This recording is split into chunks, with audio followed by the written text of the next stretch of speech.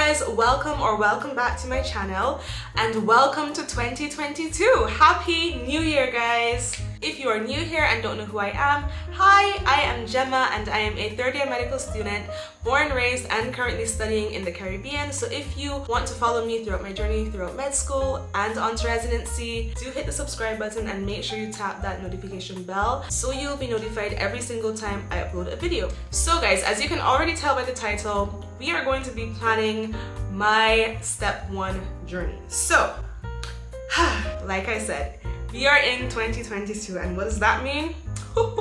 It means that your girl has done booked her date for step 1.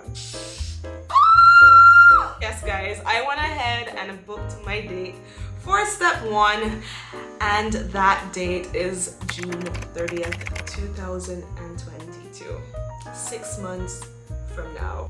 It's one thing to do it and then one thing to say it on the internet for everyone to know. I cannot believe that I actually went ahead. Like, I've been talking to you guys about doing this exam for months now, and y'all, I have booked the date and there's no turning back. Well, actually, no, that's not true. So, yeah, we're going to be planning together my outline of how I plan to study for this exam up until June 30th, so I'll be sure that I'm ready for the exam.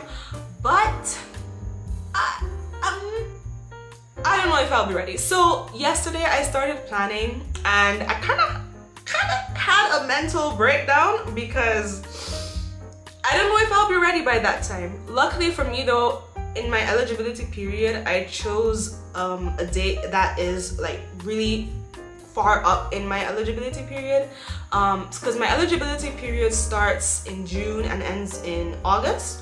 So since I chose June 30th, I have up until August 31st to take my exam. So if I don't feel ready by June 30th, I could move my exam anywhere until August 31st, and if not, then I'll have to extend my eligibility period, which would be the next eligibility period, which would be what? September, October, November. For those of you who don't know, because I didn't even know, when you book your date, remember you can only choose a date within your eligibility period. So if it is that you don't think you'll be ready for the date that you set, you can change your date to another date that's later within your eligibility period. If you don't think you'll be ready for the exam during your eligibility period, you can move the date to a date in the next eligibility period, but you can't move it to a date that is not within the next eligibility period. So for instance, since my eligibility period is currently from June to August, I can't move my date to December because the next eligibility period is only September, October, and November. So yeah, I hope you guys understand that. So I actually do think if, you know, everything goes well, like perfectly, that I can be ready by June 30th. However, I've been realizing that things don't always go as planned. Last semester set me back a whole lot because I was just getting into clinical rotations and trying to get accustomed to, you know, how to study for clinical rotations, and I could not manage studying for clinical rotations and step 1 at the same time. However, I do feel now that I have like a better grasp on it, so I don't think that will be much of an issue this time around. It better not, because your girl got things to do. So yeah, I was gonna use my vacation to just like hardcore study. However, if you've been following me, you know that I got sick, and that pretty much took up my entire vacation. Don't worry y'all, it's not COVID. I got a test and it was negative, so it was probably just the flu, but it was terrible and took up like pretty much all my vacation. I'm not completely well right now, I'm just a little congested, but it took up the majority of my vacation, so I was not able to complete what I had set out to do during my vacation, and that also put me back a lot. Well, actually not a lot, but you know, it put me back. So yeah, I'm going to be finishing my plan for my step 1 studying right now with you guys in this video, and then we will see if my plan, if with my plan I will be able to be ready for June 30th. So yeah guys, let's get to planning.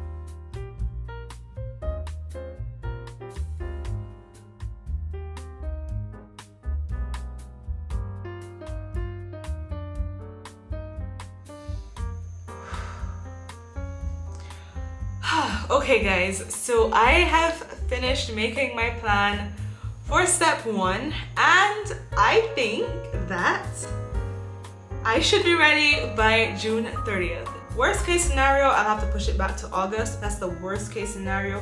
Maybe to July. Those are just worst case scenarios. But if all goes according to my plan, and I mean like all goes according to plan, like no sickness, no setbacks, and I know things don't always go according to plan, so that's why I'm saying like worst case scenario I'll have to push it back to maybe July or August.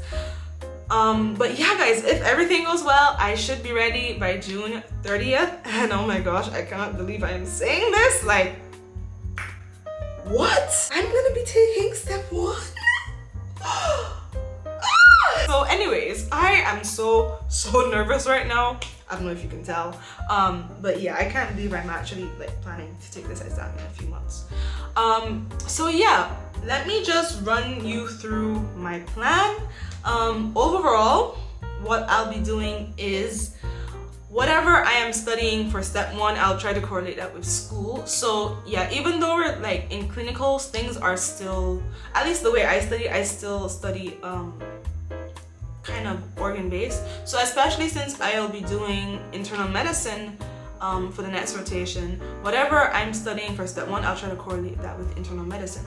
So if I am studying neuro, for example, for step 1, I will try to do neuro for my clinical rotations as well. So yeah, now for question banks. You guys know I have both USMLE RX and AMBOSS. So I'll be trying to do 20 questions on RX and 20 questions on AMBOSS per day, and then get the highly recommended UWorld question bank hopefully on March 1st, and that would allow me to have one of 2 options. So the first option would be to do 40 questions per day, and that would allow me to finish the question bank in about 90 days, and that would be on May 30th. So I would finish the Q bank on May 30th, and then the second option is to do about 33 questions per day, which would allow me to finish the question bank in 110 days, which would then put me at June 19th to finish the question bank.